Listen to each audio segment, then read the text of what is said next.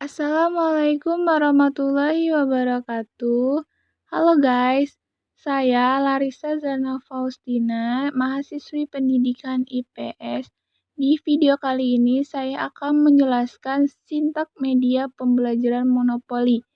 Media pembelajaran monopoli merupakan salah satu media yang biasanya diterapkan oleh guru-guru di dalam proses pembelajaran. Kalian penasaran dengan videonya seperti apa? Yuk ditonton, semoga bermanfaat untuk kalian semua.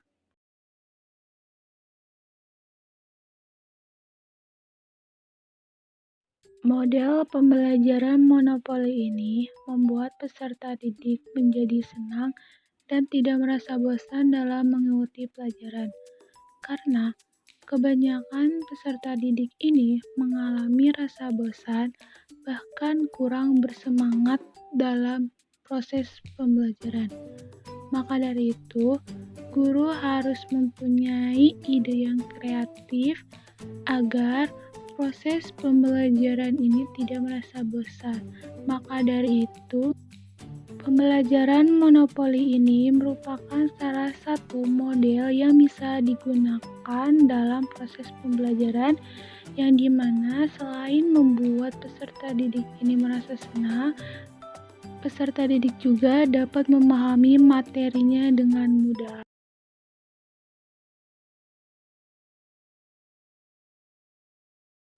Apa sih manfaat dari media pembelajaran monopoli?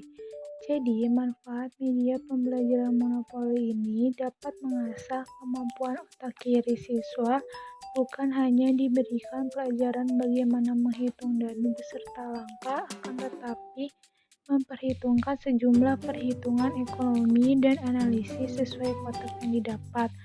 Hal tersebut dapat dilihat karena pada saat bermain monopoli tidak hanya diberi pelajaran bagaimana menghitung dadu dan cara melangkah saat sudah mengetahui jumlah dadu yang sudah dilemparkan, akan tetapi memperhitungkan jumlah perhitungan ekonomi dan menganalisis sesuai kotak yang bisa didapatkan.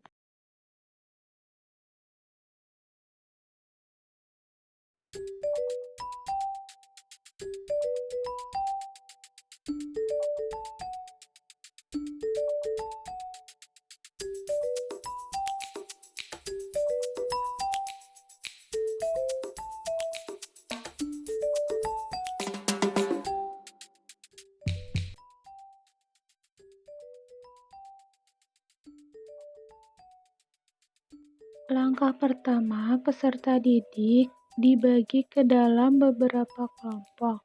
Setelah itu, peserta didik memiliki peran dan tugas masing-masing sesuai dengan aturan permainan monopoli.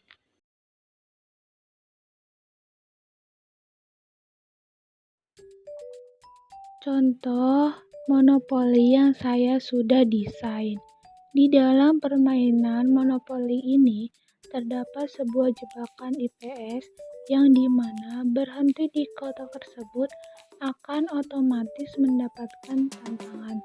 Dan terdapat pertanyaan dan tantangan mengenai mata pelajaran IPS. Pertanyaan tersebut terdapat di dalam kartu truth dan tantangan terdapat di dalam kartu dare.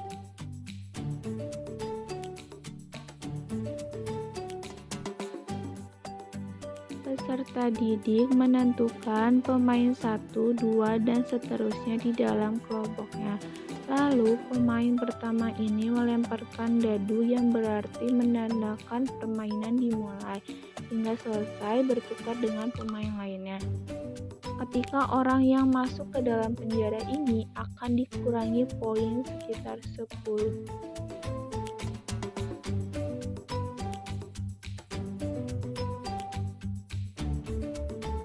Di dalam permainan monopoli ini terdapat pertanyaan dan tantangan yang dimana menghasilkan poin 10 yang ditandai dengan rumah yang nantinya itu akan diletakkan oleh peserta didik sesuai dengan keinginannya.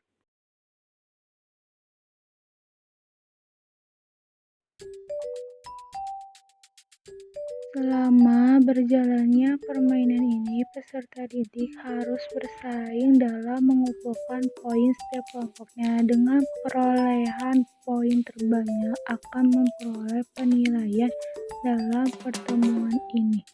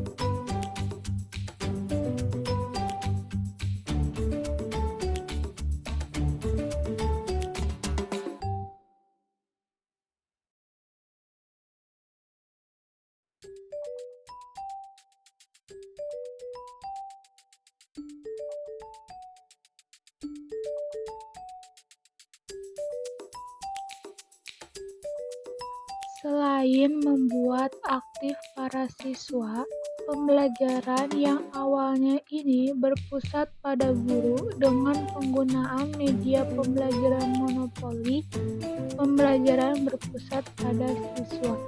Pada permainan monopoli, siswa dituntut untuk menguasai materi dengan cara yang menyenangkan, sehingga akan tumbuh minat belajar pada siswa.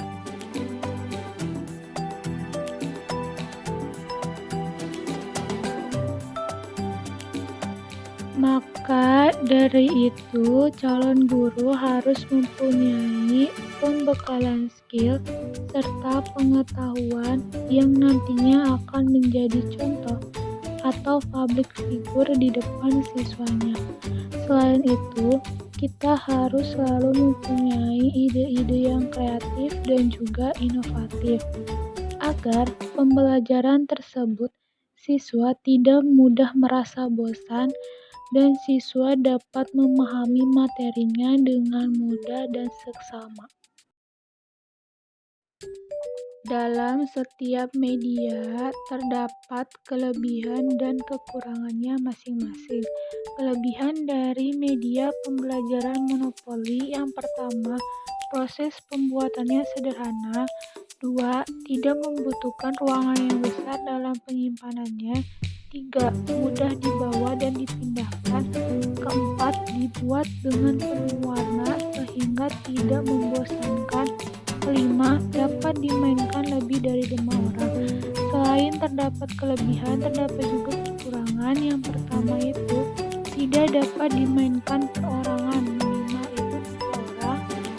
2. Untuk memainkannya dibutuhkan meja atau tempat atau lantai yang datar. Dan yang terakhir, hanya dapat untuk melatih pemahaman